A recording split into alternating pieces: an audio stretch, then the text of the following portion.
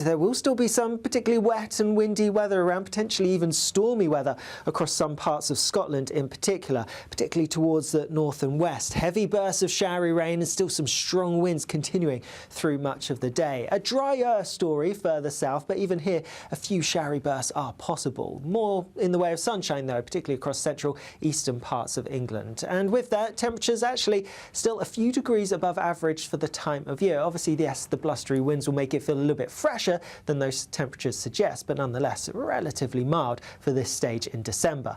As we go through the end of the day, well, it's staying pretty windy and also wet at times across much of Scotland. Outbreaks of heavy rain and gusts continuing to reach around 70, possibly even 80 miles per hour as we go through the rest of today. A drier story across parts of Northern Ireland, but quite cloudy. A few spots of rain for some parts of northwest England. Elsewhere across much of England and Wales, it's a dry story with clear skies. And with those clear skies and those winds easing out further, there's the potential that we will see a few pockets of mist and fog developing as we go through the early hours of tomorrow morning, particularly in some prone spots towards central and eastern parts. Worth bearing in mind, a bit of rain also starting to push into the far west of Northern Ireland.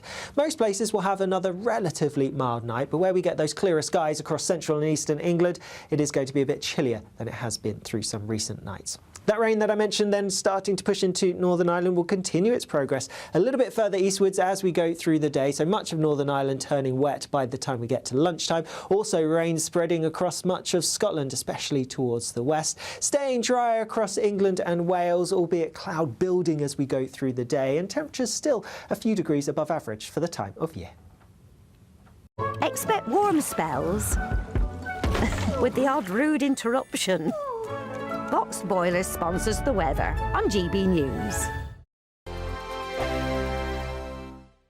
We want to make the new year your best year yet, with a chance to win our greatest cash prize to date. A simply stunning £85,000 in tax-free cash could be yours. Treat the family to that bucket list holiday you've always fancied. Get your dream car you've always wanted. Or just relax, safe in the knowledge that the coming year is on us. For another chance to win £85,000 cash, text cash to 63225. One entry costs £2.50 plus one standard network rate message. Or text bonus to 63225. 5 entries cost £5 plus one standard network rate message. Go to gbnews.com/win. Entries start at £2.50. Call 0903 686 3232. Calls cost £2.50 plus your network access charge. Or post your name and number to GB18 PO Box 8690 Derby DE1 9TT. UK only. Entrance must be 18 or over. Lines close at 4 p.m. on the 30th of January. Please check the closing time if listening or watching on demand. Good luck.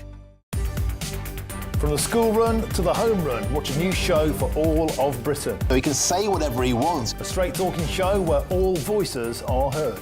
And, you know, when are we going to stop talking about smashing the gangs and actually do it? With the stories that matter from every part of our country. There's a bit of a crash landing there for your Chancellor. Bold, fearless and standing up for you. That's me, Martin Daubney, 3 p.m. till 6 p.m, weekdays, here only on GB News. The People's Channel, Britain's news channel. Westminster's full of talk, but out here, it's the real world. Am I allowed to talk No, now? that's it. This is where it matters, real people and real lives. That's what politics is all about. In fact, has Trump made a good start? No. Straight answers, no spin, and just a couple of pints. How many fingers have I got up? About 10. So join me for Lee Anderson's Real World every Friday at 7 p.m, only on GB News. The People's Channel, Britain's news channel. Britain was once the envy of the world, but look around. A nation that no longer knows what it is or where it's going. A country that's broken. How do we fix Britain? How do we bring it back? Friday night with Matt Goodwin at 8 p.m, only on GB News. No matter the state it's in, this is our nation. Join me, Jacob Rees-Mogg, for a genuine, honest discussion on where we have been, where we are going, and where we are with the people who set the direction. Tune in to State of the Nation every Monday to Thursday, 8 to 9 o'clock, only on GB News. At GB News, we love to hear from you, our loyal community. So drop us a line at gbnews.com/yoursay. There you can talk to each other and also to the presenters live on air gbnews.com/your say, because GB News is your channel, Britain's news channel.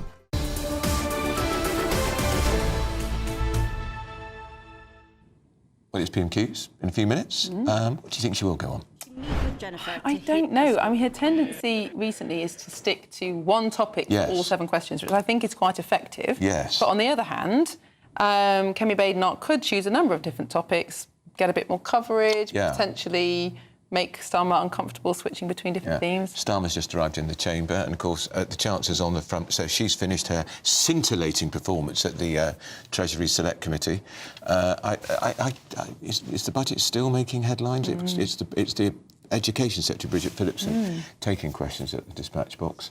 So I'm not sure what she'll go on. Although this shadow, I wonder if it's actually equalities question. I think it must be women and equalities questions, because Claire Coutinho is the Shadow Equalities Minister and Bridget Phillipson, as well as being Education Secretary, is Equalities Minister. Almost certainly the grooming gangs would have I would imagine so in this and of course a lot of the victims are very angry that they weren't consulted about the chairman of the inquiry, Baroness, I've forgotten her name, she was former Children's Commissioner, Longfield. But you're never going to please all of them, are you? No, that's right. But I think what the difficulty will be, can she move on from her more kind of liberal establishment instincts on this issue? She is a classic bleeding heart liberal they put in that job. But the evidence before their eyes when they start investigating this will be irrefutable in terms of the role of race and religion and ethnicity in these crimes, and you know, she's an intelligent lady. She'll have to take account of it. She has to look at what's in the Quran, what the justification that we've heard in court from these rapists, because they're rapists. That's right. But the backlash has already started. We've seen Mike Tapp, the Home Office Minister. He was interviewed by GB News. He talked about the role of ethnicity. There's been an enormous backlash from the left on social media, calling into question why he would even mention ethnicity in the role of these the Green Party leader, Zach Polanski, who's very left-wing, has challenged just that. Of course it has to look at the ethnicity, because predominantly, we knew that from Baroness Casey's report into grooming gangs, predominantly men of Pakistani heritage. I mean, the truth is this is a very, very difficult topic, not just to cover, but to think about the kind of recommendations that might be made and how serious it will be to implement them. I mean, for example, if they do find that there's a role of cousin marriage, let's say, in forming these clans, then what are they going to do about that? It's going to be very difficult in a democratic country. Well, we're going to go to the chamber now. Keir Starmer's on his feet. In sending our deepest sympathy and condolences to the family and loved ones of Lance Corporal George Hooley of the Parachute Regiment, who died yesterday in Ukraine. Lance Corporal Hooley was injured in a tragic accident away from the front lines while observing Ukrainian forces testing a new defensive capability. His life was full of courage and determination. He served our country with honour and distinction around the world in the cause of freedom and democracy, including as part of the small number of British personnel in Ukraine. Mr. Speaker, I place his name on record today to express our gratitude and respect, and to affirm that his service will never be forgotten. Mr. Speaker, on Monday I hosted President Zelensky, President Macron and Chancellor Merz in Downing Street. We must redouble our efforts. The UK, Europe and our allies will stand shoulder to shoulder with Ukraine, stand up to Putin's aggression and work to deliver a just and lasting peace. Mr. Speaker, this morning I had meetings with ministerial colleagues and others. In addition to my duties in this House, I shall have further such meetings later today. Sir Olney. Mr. Speaker, a couple in my constituency fled persecution from the Egyptian authorities, who accused them of being traitors and terrorists due to their work as professional journalists. They gained refugee status here in 2021 and are now 3 months away from being eligible for indefinite leave to remain. The UK is their home, but their stability and family life are being threatened by changes in government policy. I'm concerned that the government has lost sight of the real-life impact that these changes will have on working families living here legally, and with details of transitional arrangements still under consultation, can the Prime Minister provide clarity regarding the transitional support available to families already on the pathway to indefinite leave to remain? Thank you. Well, can I say the country will always be compassionate in relation to refugees and comply with our full obligations under the various conventions. It is important that we address some of the challenges we face at the moment, but we mustn't lose sight that we've always been a compassionate country that welcomes refugees to our shores. Rachel Maskell. Mr. Speaker, while the last government was indifferent to child poverty, this government's driving mission must be to eradicate child poverty, and the strategy is a first step on that path. Over the first 1,001 critical days in pregnancy and early years, poverty contributes to malnourished babies, developmental delay, hypothermia and poor life outcomes. This is unacceptable. So will the Prime Minister lift pregnant women and babies out of poverty in York and across the country in this Parliament and ensure that we relieve poverty over the first 1,001 critical days? Can I thank her for raising this? And I'm proud that babies born today will have a better start in life thanks to our decisions. Mr. Speaker, I am particularly concerned by maternity services, and that's why we've commissioned a review so every mother is heard, gets proper care at what should be a special time, and currently too many are failed. We're funding Healthy Babies services in 75 of the most deprived areas, and we've taken action to save parents up to £500 a year on infant formula. It is a moral mission of this government to lift children out of poverty, and we intend to do so. The Leader of the Opposition thinks that maternity pay is excessive and would go back to the failed road that puts hundreds of thousands of children into poverty. Kevin Baden, not the Leader of the Opposition. Thank you, Mr. Speaker. And can I echo the sentiments of the Prime Minister? The thoughts of the whole House will rightly be with the family of Lance Corporal Hooley, who tragically died supporting Ukraine in her fight for freedom. Can the Right Honourable Gentleman tell the House why are his own MPs describing him as a caretaker Prime Minister? My own MPs are very proud. We've just passed a budget which protected our public services and our NHS. No austerity which brought our NHS to the ground. We've created the conditions for economic stability with the headroom we need. And Mr. Speaker, we're concentrating on the single most important issue for families up and down the country, which is the cost of living, by taking £150 off their energy bills. That's in addition to the £150 for the 6 million of the poorest household. We're concentrating on what matters to the country. She's trying to save her job. Mr. Speaker, let me answer the question for the Prime Minister. He's being called a caretaker because everyone can see that he's lost control of his party. And this lot, they're all so busy trying to replace him. Order. Sorry. Can I just say the same people are making the same noises they made last week? I did say last week it wasn't the right time. I wouldn't do it this week. So please, let's not carry on with the way we left it last week. Kevin Baden. Mr. Speaker, they can make as much noise as they like. We all know that this lot are so busy trying to replace him that they've taken their eyes off the ball. Let's start, Mr. Speaker. Wait for it.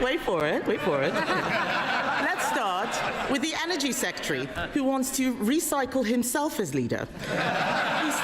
He said he'd cut families' energy bills by £300. Can the Prime Minister tell the House how much have energy bills fallen by since the election?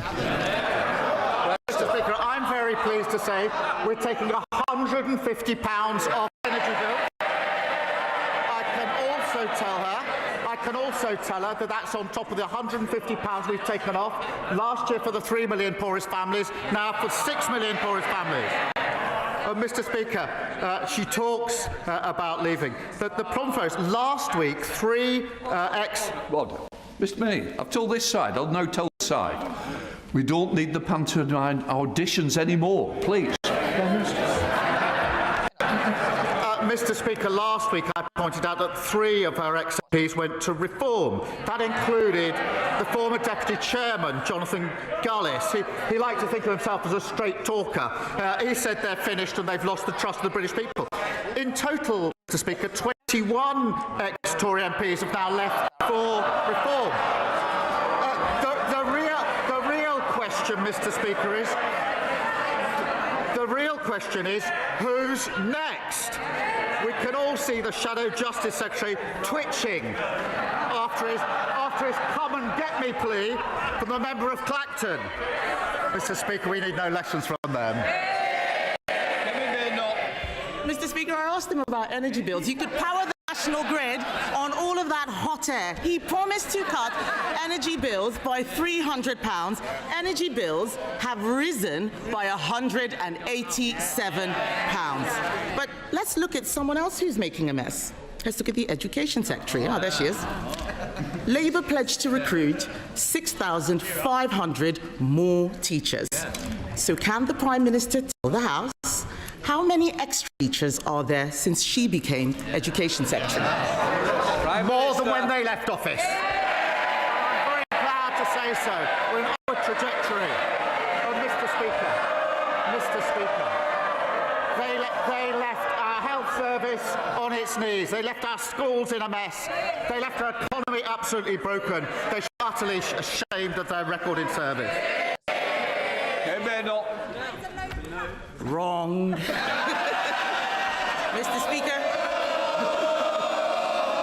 Mr. Speaker, there are now 400 fewer teachers since she came into office. She's shaking her head. It's on the DFE website. Does she not check it once in a while? I can understand that the Right Honourable Lady is angry. We're all angry at the mess she's making. The Prime Minister doesn't know what's going on in energy. He doesn't know what's going on in education. Does he know anything about what's going on in the Home Office? Last year, the Prime Minister promised to recruit 13,000 more police officers. How's that going? Prime Minister. 3,000 more by the end of March, and we're rising on police numbers. Mr. Speaker, they left the Home Office. The criminal justice system is utterly broken. Sir Brian Leveson has said on that. They lost control of our borders. They lost control of every single department. And she's obviously spent the morning rehearsing for the Liz Truss show. She's probably going to be the guest star next week. Both of them talking about how Liz Truss was 100% right. But what Liz Truss said was the Conservatives need to take... No, they don't want to hear it. The Conservatives need to take responsibility. The Conservatives need to take responsibility for their 14 years of failure. That was Liz Truss, their former leader. So perhaps she'll heed that, get up and say sorry.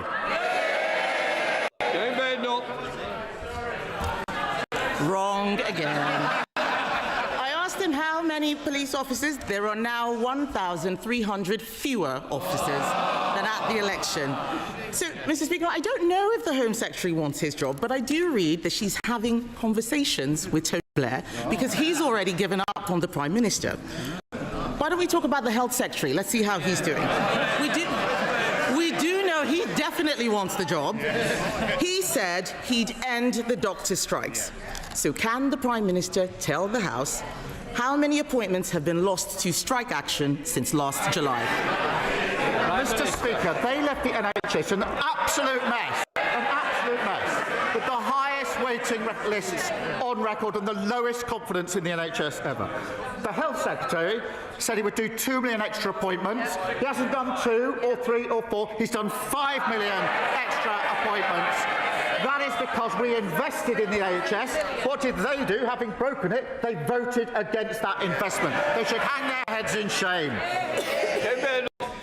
Mr. Speaker, I asked him how many appointments have been lost to strike action. He doesn't know. Let me tell him.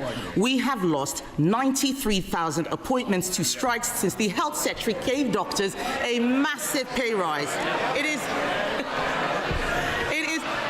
It's the truth. I know they wouldn't know the truth if it punched them in the face, but I'm telling them the truth. It is no wonder that we read this morning that the former Deputy Prime Minister has said about the Health Secretary she'd rather stick pins in her eyes than be on his golden ticket. And Mr. Speaker, the Prime Minister congratulates himself on 5 million extra appointments.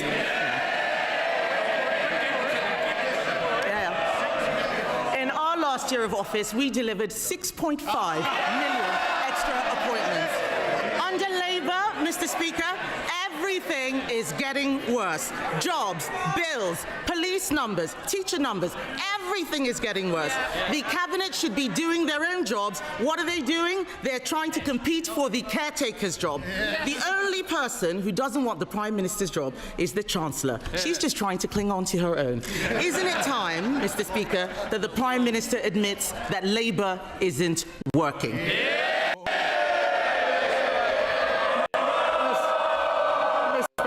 She's living proof. You can say whatever you like. Nobody is listening to anything you have to say. There's absolutely no substance. She's no credibility on the economy. She still believes that Liz Truss was 100% right. She wants to go back to austerity with £47 billion of... thinks the minimum wage should be frozen too high. She's got no credibility on foreign policy.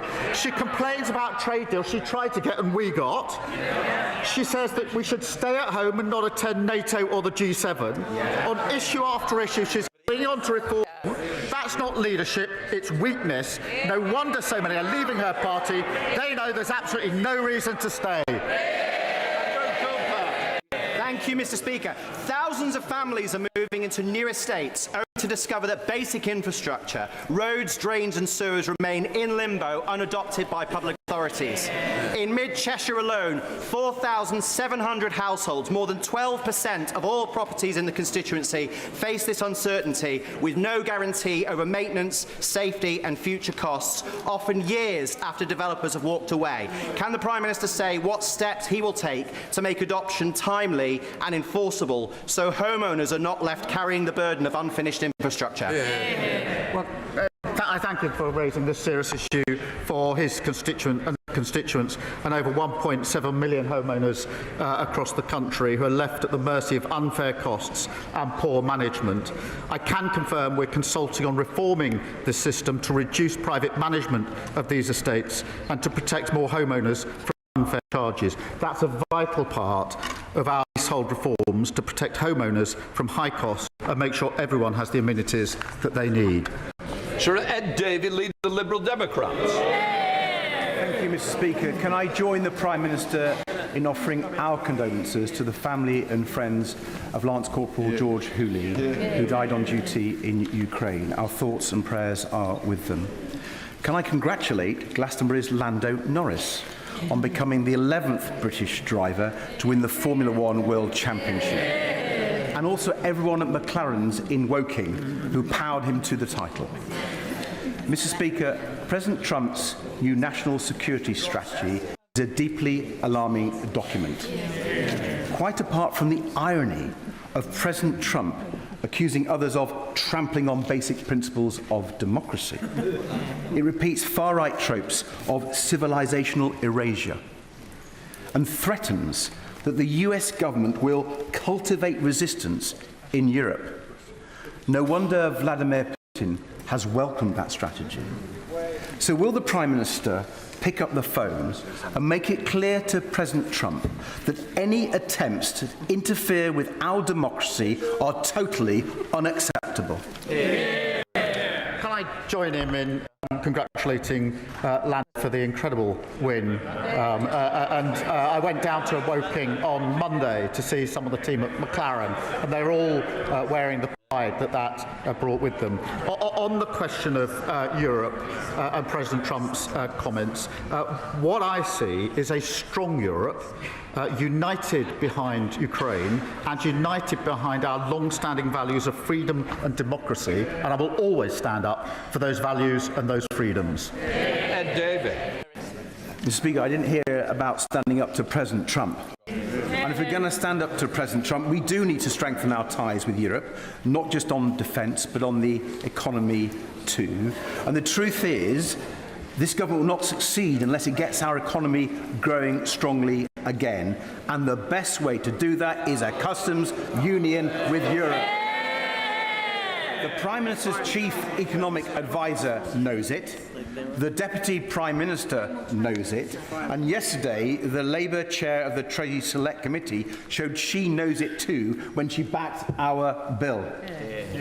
Does the Prime Minister fear that if he keeps opposing a customs union, In 12 months' time, he will not be standing there. Mr. Speaker, we have got a close relationship with the EU through our reset earlier this year. And yes, I do want a closer relationship than the one we've got at the moment. We are moving towards that. We do have manifesto commitments on issues such as single market, customs union and freedom of movement. But I would gently point this out, that having now done significant trade deals with other countries, including the US and India, which are hugely important to the JLR workforce and on pharma, it is not now sensible to unravel what is effectively the best deal with the US that any country has got. Thank you, Mr. Speaker. Working in NHS, I saw the consequences of Tory underinvestment in our health service. I welcome the progress under this Labour government.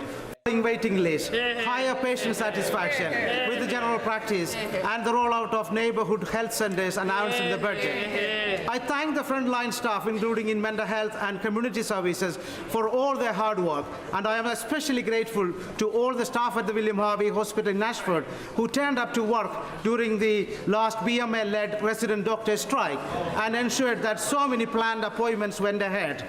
With rising hospital admissions because of flu and increased demand on A&E services, does the Prime Minister agree that the BMA should call off their next planned strike and instead work with the government to find a solution? Mr. Speaker is right. Waiting lists are falling with over 5 million extra appointments. More people are being seen within 18 weeks, and we've hired 2,600 new GPs. That's real progress thanks to the hard work of NHS staff, backed by our record investment. I do think the strikes are unjustified, and they threaten that hard-won progress, and the focus should always be on patients. Ms Savile Roberts. He just said, the Prime Minister, that he wanted a closer relationship with Europe, but then referenced the Labour Party manifesto. Wales has been hardest hit by Brexit. Exports are down by a third. When will he admit that the only solution to the chaos imposed by Brexit is to rejoin the customs union and the single market, or is he too afraid of what his party might say? Mr. Speaker, I went to Solihull to see the JLR workforce before the deal with President Trump.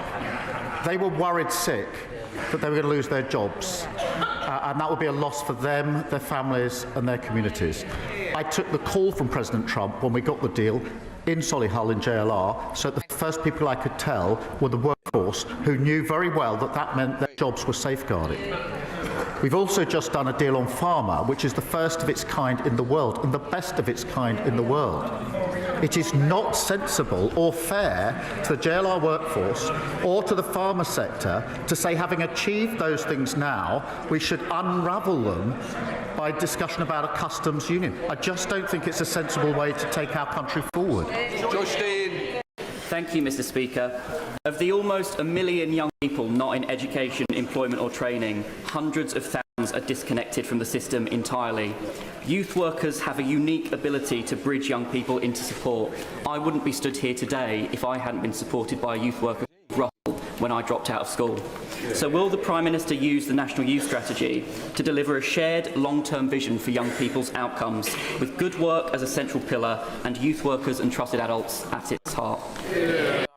Well, I thank him for his question. The party opposite presided over a lost decade for our young people. I'm determined to support every young person to reach their potential. That's why we're delivering the first national youth strategy for 15 years to transform youth services, backed by over £500 million. Mr. Speaker, that means more youth workers, more youth centres and a network of 50 young future hubs. That's on top of our youth job guarantee and our plan to create 50,000 more apprenticeships. We're building a Britain for the next generation.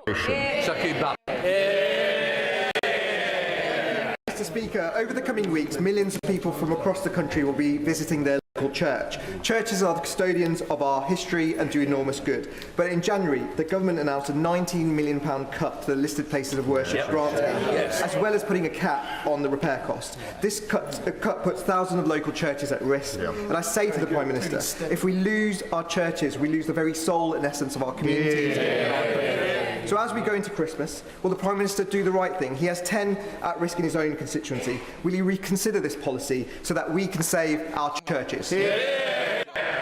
Mr. Speaker, we do support our churches and the work that those within our churches do, particularly in the lead up to Christmas, and I've got a reception for them in Downing Street this very afternoon. Thank you, Mr. Speaker. Before May's election, Reform in Kent promised that they would improve services and cut taxes. Instead, vital services to older people and those with a mental health condition provided by great organisations like Imago and Involve is to be cut, and taxes are going up. Would the Prime Minister agree with me on two things? That given the additional money for the county through the Fair Funding Review, it's beyond belief that Kent are cutting services that vulnerable people rely on, and that their so-called Doge unit that we were told would eliminate waste actually stands for deluded, overconfident, gormless and embarrassing. Well, it sums up very well how his community have been utterly let down by reform. Whilst the member for Clacton is making excuses about his behaviour at school, look at what his party are doing across the country. Chaos in Kent. In Hampshire, their mayoral candidate says the Deputy Prime Minister, a black British man born in this country, should go back to the Caribbean. In Staffordshire, Reform's leader has been exposed as a white supremacist. It's not a coincidence, Mr. Speaker, because chaos and division is a member of Clacton's life work. Thank you, Mr. Speaker. In Bath, parents of children with special educational needs, often very complex needs, are crying out for special school places.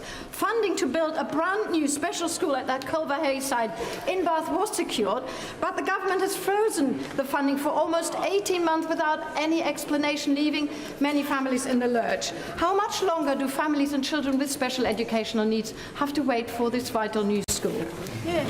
Well, I thank you for raising this, and we are working closely with local authorities on plans for special and alternative provision-free schools. We are keen to progress this, and I'll make sure that ministers update her in her particular case. But we are determined to fix the SEND system that fails parents and fails children, and that's why we've launched a national conversation to put families at the heart of the lasting reform. We've already put money into extra new places, a language support, and Best Start family hubs being rolled out across every area from April. Thank you, Mr. Speaker.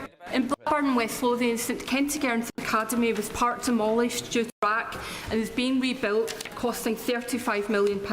West Lothian Council found £20 million from its own stretched budget, but despite repeated pleas to the Scottish Cabinet Secretary for Education, who called it the most deserving case, funding has not been delivered.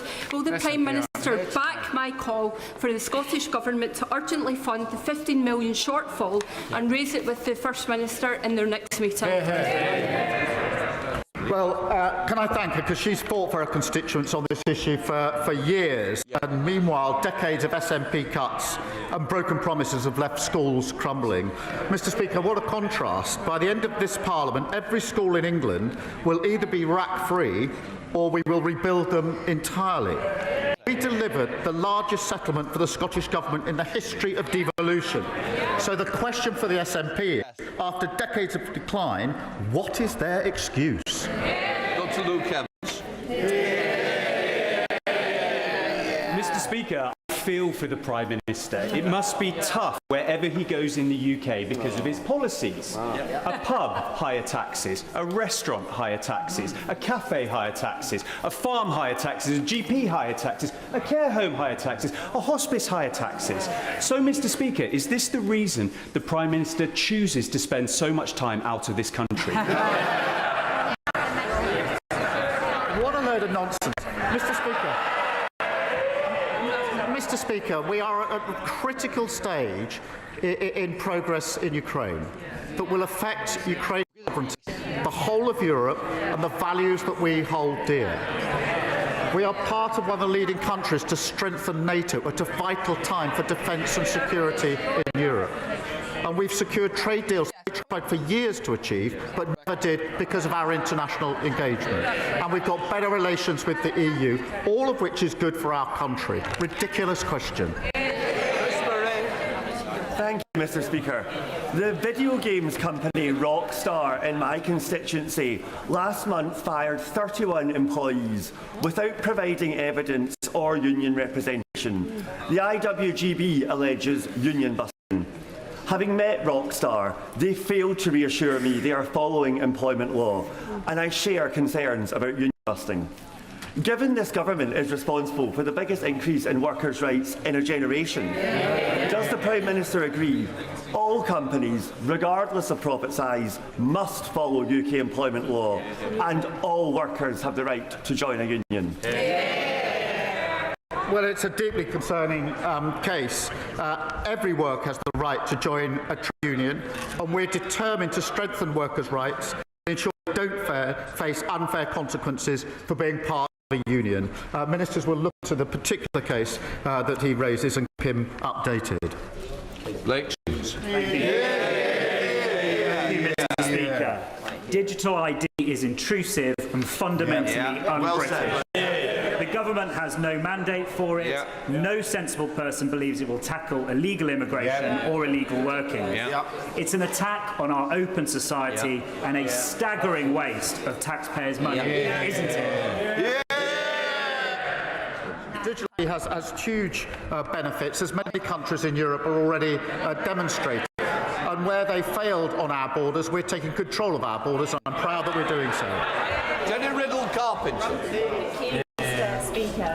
Mr. Speaker, the Prime Minister will know that SEND is in crisis across the country, but it's in particular crisis in Suffolk, where the County Council is in special measures for its failings. I'm delighted that the government has listened to what I asked, which is to have a national conversation about SEND, so parents, young people and their advocates can have their voices heard. Will the Prime Minister back my call to make sure that we deliver the funding for the former Saxmundham Set School in Saxmundham that closed its doors for the last time in 2024? I know she's a dedicated campaigner on this issue, and I'll make sure ministers update her on the latest press in her constituency. Our ambition is to make sure all children with SEND have access to the right support. That's why we're working closely with local authorities to deliver places where they're needed most. Sarah Bull. Thank you, Mr. Speaker. This government is always talking about the fair choices that it has made. But is it a fair choice to balloon the benefits bill?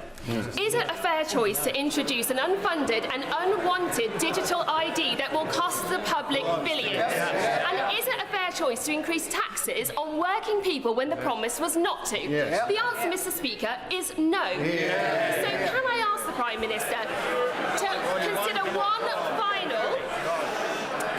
So can I ask the Prime Minister to give one final fair choice, thinking of food security and to avoid devastation for families across the country and reverse the family farm tax? Mr. Speaker, welfare ballooned on their watch.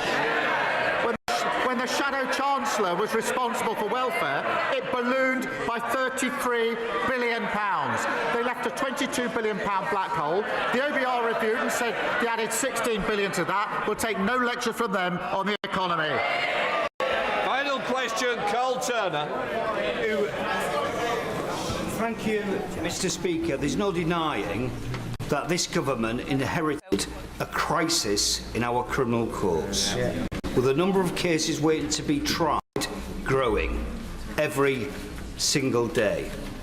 So if the Justice Secretary plan to do away with jury trials in some cases, not all, in some cases, is really about addressing the backlog and getting the position to something manageable, then why isn't there a sunset clause? And why has that been ruled out?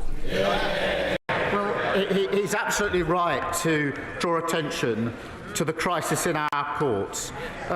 Yes, says, Sir Brian Leveson is one of our most respected senior judges.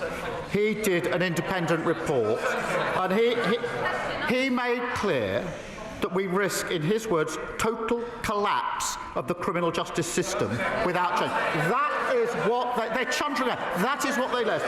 A system near total collapse, where victims of sexual violence and rape wait years to get justice. That is not justice, that is victims failed. I can reassure him, and I know he feels very strongly on this, that juries will remain a cornerstone of our justice system for the most serious cases. Mr Robertson, I don't want shouting like that again. Do we understand each other? OK. Right. That completes Prime Minister's question. That was Prime Minister's Question Time. Kemi Badenoch saying that Keir Starmer is a caretaker Prime Minister. We can now cross to our chief political correspondent, Catherine Forster, who has been in the chamber, taking it all in. What stood out for you, Catherine? Yes, good afternoon from Westminster Hall, the oldest part of Parliament. Lots of kids on school trips just before Christmas.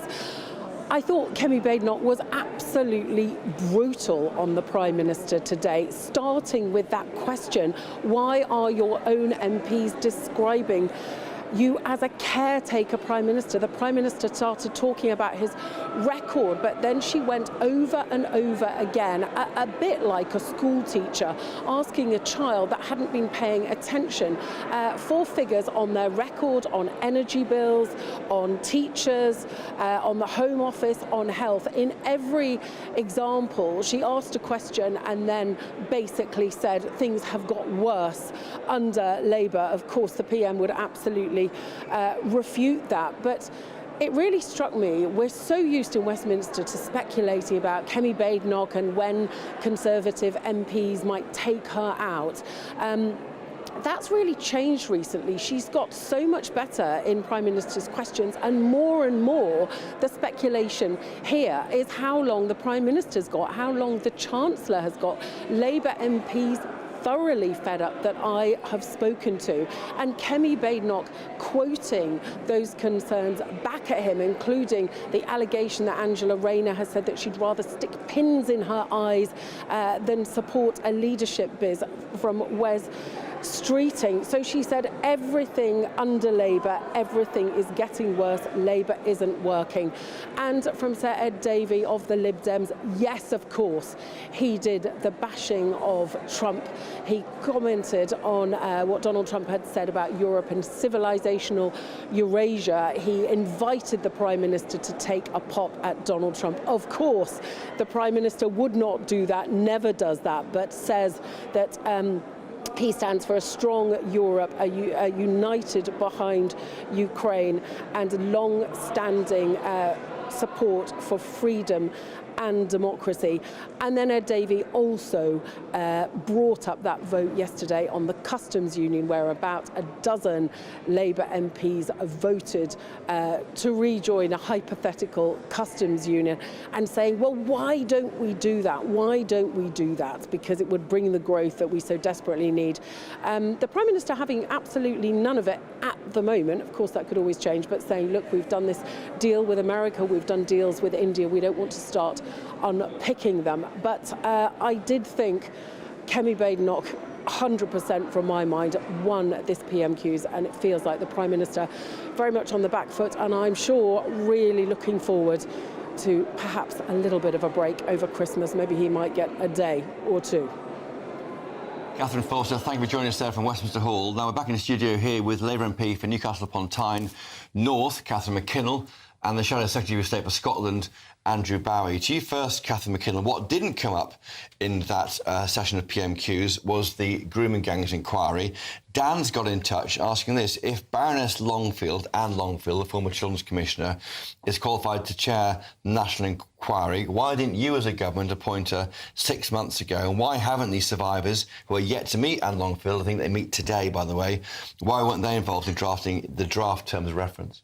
So it's absolutely right to take a huge interest in this. It is. You're a former schools minister. It's you an know about this incredible policy area for children. miscarriage of justice and scandal that needs to be addressed and has been unaddressed for far too long. I think it's a great appointment. Anne Longfield has a very long track record of championing children and children's rights. She was appointed by David Cameron to the to advise the former government, so she doesn't operate on party political lines. She has children first and foremost. So I think as a really respected figure to really get to the bottom of what has happened and to go where the evidence takes her and to make sure that we can finally draw a line under this terrible scar on our country and learn the lessons, move on, rebuild and put things right. Andrew Bowie from the Conservatives. As Catherine McKinnell said, it was David Cameron who first appointed Anne Longfield as the Children's Commissioner under a Tory government. So presumably politics is out of this now. You support the appointment, you wish this inquiry well, and both parties will work together on this. Am I right to assume that? We do welcome the appointment and we welcome the progress towards getting the inquiry up and running. We regret that it's taken as long as it has to appoint a chair. I think the victims and their families deserved far quicker action than what we've seen. But no, of course we welcome the appointment. And what's really important now is that they get to work and that we get some justice for those victims who've suffered the most heinous crimes at the hands Why of do you these sit on your hands for so long? Why do your government not doing anything for 14? No, but you didn't. I mean, the Blair government before that didn't do much. It was known about through several inquiries. The Tories did nothing. That's not quite true, Chris. I mean, of course, we did a lot. We brought forward a lot in terms of moving towards a place where a national inquiry was the right thing to do. I'm glad that the national inquiry has now been brought, thanks to Conservative pressure. I'm very glad that the chair has now been appointed, and I think it's important that it now gets to work. And Catherine McKinnell, the suggestion that the Labour Party has been dragged kicking and screaming to have this inquiry in the first place. They were quite resistant to it in the beginning. Is it a fair criticism from the Tories that this should have been done ages ago? I think what's frustrating, and I understand why people feel frustrated, is the lack of action. There's too much talk, not enough action being taken. And I think the concern about having another inquiry when we had one that had lots of recommendations that are still not implemented, let's get on with the action. But I also understand the need for that transparency, for that trust in the process. And so this is an opportunity to really build from here, get that trust and see that action implemented. That's what this needs to deliver. Anne Longfield is someone who championed children in the past as Children's Commissioner. She saw the world from a child-centric view. These are people, adults now, who were children when they were abused or raped, and they've got to trust authority. Why can't Jess Phillips get that trust from these victims? There's a problem in the summer. We think the victims are meeting with Anne Longfield today. What does Jess Phillips and others in authority need to do to win the support of the victims? So Jess Phillips has a long track record of championing women's rights, girls' rights. I know that. And so why, she's why incredibly strong on these issues. I think it's understandable that there has been a lack of trust in authority because these people, the victims, the survivors, have been let down time and time again. So it's understandable that they're asking questions, that they want to have transparency, they want to understand the process. And I think we need someone that will bring everyone together. Yes, those in authority, because they need to answer for this. They need to put the action in place, but also someone to champion them. And I think Anne Longfield will do a good job of bringing all of this together. And Andrew Bower, I invite you to wish Jess Phillips well as this inquiry moves forward, just in the sense that we don't want any more politics in this. No, I do wish Jess well. I mean, the really important people, but the people that matter right now are the victims, right? So we need to take politics with them. Yes, we have our criticisms of how Jess Phillips has handled the process up to this point, and I think that some of her responses to legitimate questions about the timetable and the length of time it's taken to get to this point have been unfortunate, but we need to get this right. So, of course, I wish her well as we move forward and we get the inquiry up and running. To you now again, Catherine McKinnell. A viewer says, please tell us who you are. We'd love to know your name so we can say them on air to support you watching our channel. And where you're from. And where you're from. But raising taxes pushes everyone into poverty, the viewer says, and doesn't help children at all. Do you worry about the impact of your tax-raising budget? We've seen Rachel Reeves answering questions today in the Treasury Committee. So I think the Chancellor has been really clear about the challenge we face as a country to get the economy growing, to invest in our public services, which we know underpin everybody's day-to-day lives.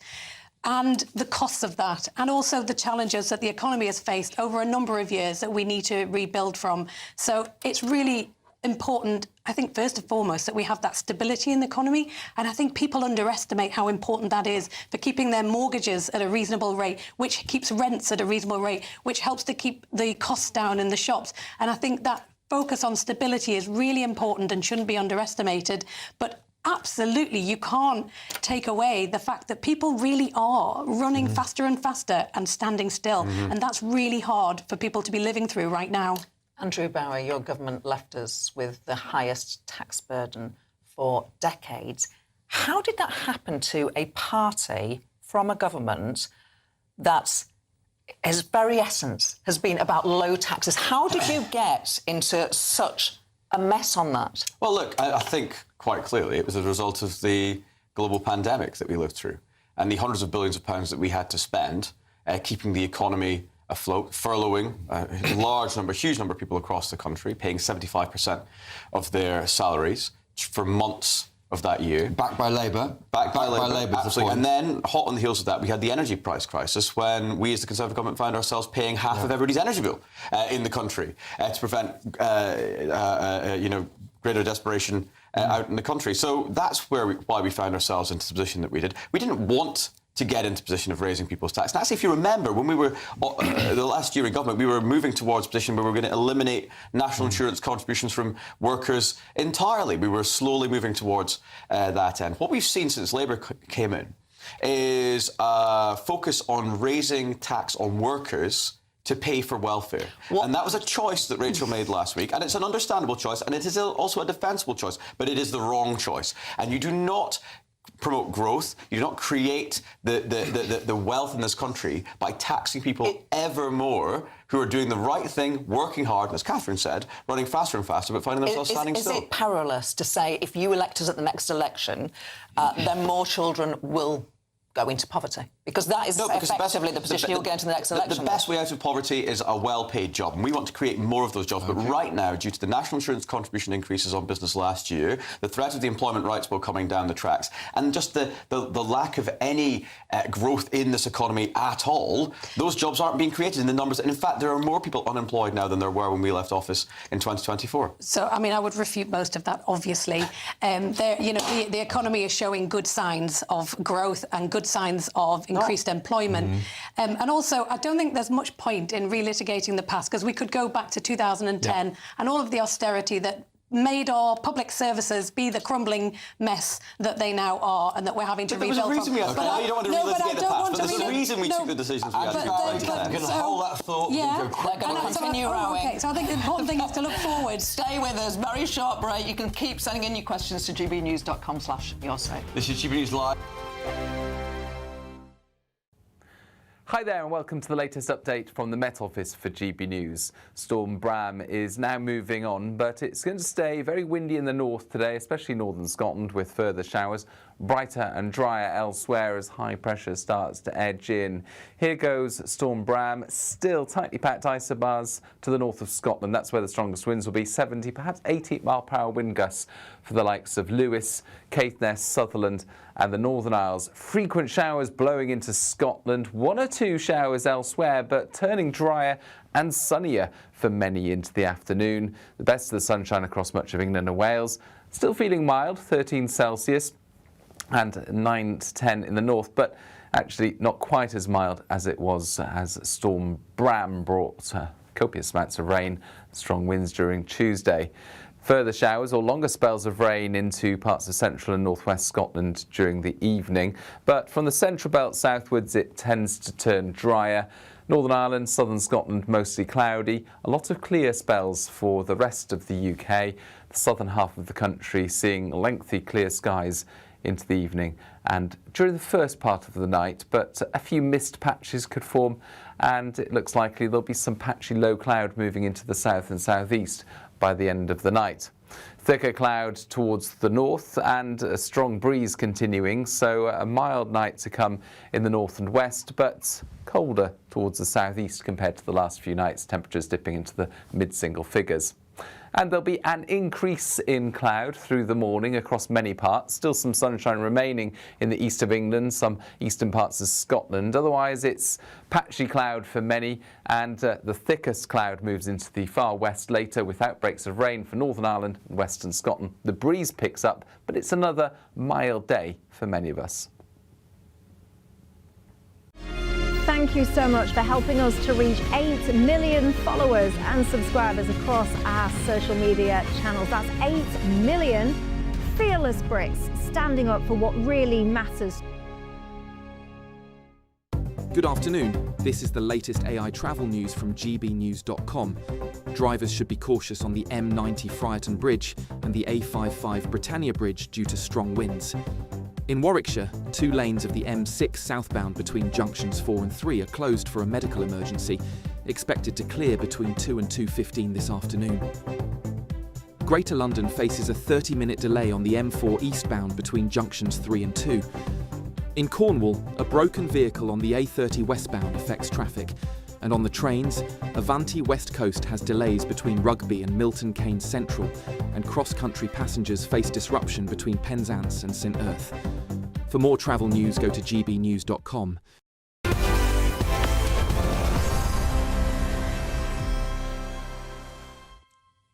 Welcome back to PMQs Live with me, Gloria De Piero, and Christopher Hope. We're still joined here in GB News Westminster studio by Labour MP for Newcastle upon Tyne North, Catherine McKinnell, and the Shadow Secretary of State for Scotland, Andrew Bowie. To you first then, Catherine McKinnell. Philip from St Leonards-on-Sea says this: he had a look at all the old pubs he drank in the past. The vast majority are now flats or shops.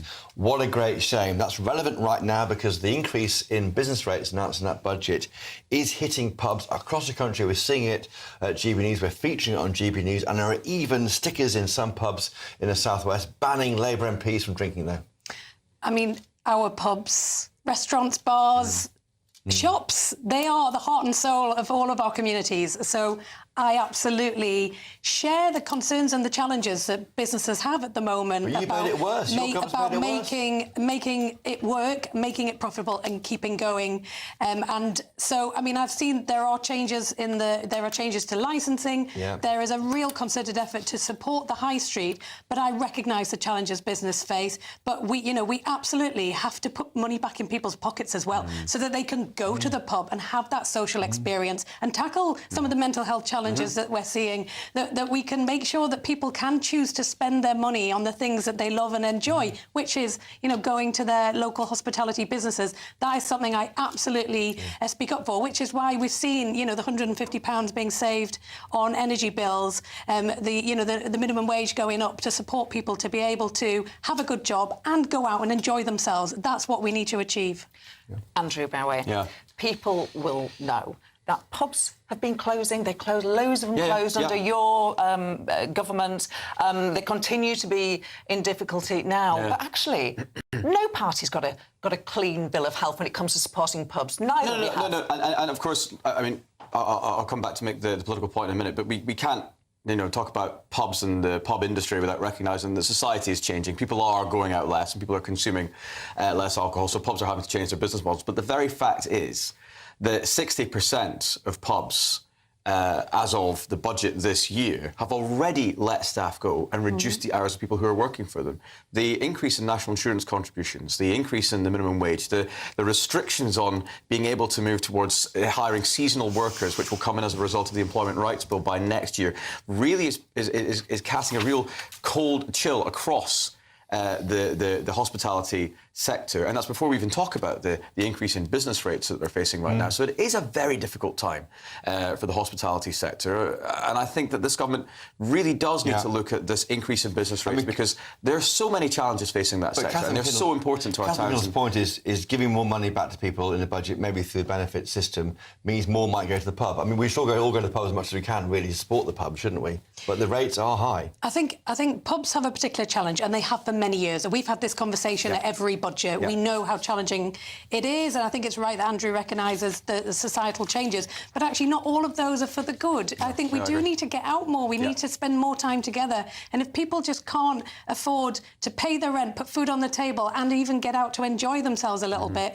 you know, we've reached a difficult stage. So I think it's right that we do put money back into people's pockets. We make sure that work pays. We make sure that children are not growing up in poverty and that parents can't manage anything but the basics, so that we can support having thriving communities as well as thriving businesses as well. I want to get our final question in from Jack. Thank you, Jack. Why are these MPs still going on about a customs union and rejoining the EU? And I think about a dozen Labour MPs defied the whip last night to say they wanted to join a customs union, a Liberal Democrat motion, I believe. What's wrong with them? Get over it. We're left. 10 years ago. So I actually don't think it helps anyone to relitigate and re-argue old arguments. I think we need to move forward and build a really strong relationship with our nearest neighbours, which is the European Union. We need to have a really good, strong trading relationship with them. You know, I don't want to get too political about it, but we did inherit a bad Brexit deal that has made that difficult. It's also made some of our challenges in terms of managing immigration and illegal working quite challenging. So we need to work with our European partners to build a strong trading relationship and a really strong border relationship as well. Absolutely. We need to work. But we need to do that moving forward and looking forward. Of course, we need to work closely with our European partners. And we have negotiated the deepest and most and closest trading agreement with any organisation that the EU has, and that was with the United Kingdom. We voted to leave, the United Kingdom voted to leave the European Union in 2016. If you had told me when we were going through all those Brexit votes in 2019 and into 2020 that we'd still be debating and discussing rejoining the customs union in 2025, I wouldn't have believed you. Frankly, the British people have got far bigger things to worry about than whether or not this country is within or without the customs union. And for MPs but to David spend Lammy, time David talking Lammy yesterday... thinks we should have a go at it. David Lammy thinks a lot of things, but it doesn't really mean we have to listen to it. I mean, I think we're in agreement on this. I think we need to move on. We need to build a new relationship, a really strong relationship. And we were building this. We're out of time. It's been great. Yeah, definitely, absolutely great to have you both with us. Absolutely great to have your questions and to have you with us. We'll be back for the final PMQs of the season. Don't go anywhere. Next up is Crossing Britain with Charlie Peters and Nana Cure.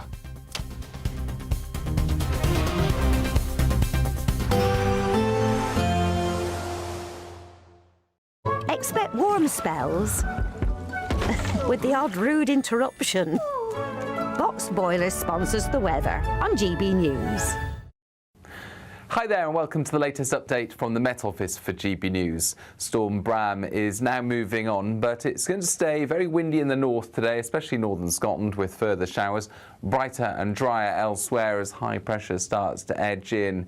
Here goes Storm Bram, still tightly packed isobars to the north of Scotland. That's where the strongest winds will be, 70, perhaps 80-mile-per-hour wind gusts for the likes of Lewis, Caithness, Sutherland and the Northern Isles. Frequent showers blowing into Scotland, one or two showers elsewhere, but turning drier and sunnier for many into the afternoon. The best of the sunshine across much of England and Wales. Still feeling mild, 13 Celsius. And 9 to 10 in the north, but actually not quite as mild as it was as Storm Bram brought copious amounts of rain, strong winds during Tuesday. Further showers or longer spells of rain into parts of central and northwest Scotland during the evening, but from the central belt southwards it tends to turn drier. Northern Ireland, southern Scotland mostly cloudy, a lot of clear spells for the rest of the UK. The southern half of the country seeing lengthy clear skies into the evening and during the first part of the night, but a few mist patches could form and it looks likely there'll be some patchy low cloud moving into the south and southeast by the end of the night. Thicker cloud towards the north and a strong breeze continuing, so a mild night to come in the north and west, but colder towards the southeast compared to the last few nights, temperatures dipping into the mid-single figures. And there'll be an increase in cloud through the morning across many parts. Still some sunshine remaining in the east of England, some eastern parts of Scotland. Otherwise, it's patchy cloud for many, and the thickest cloud moves into the far west later with outbreaks of rain for Northern Ireland and western Scotland. The breeze picks up, but it's another mild day for many of us. Expect warm spells with the odd rude interruption.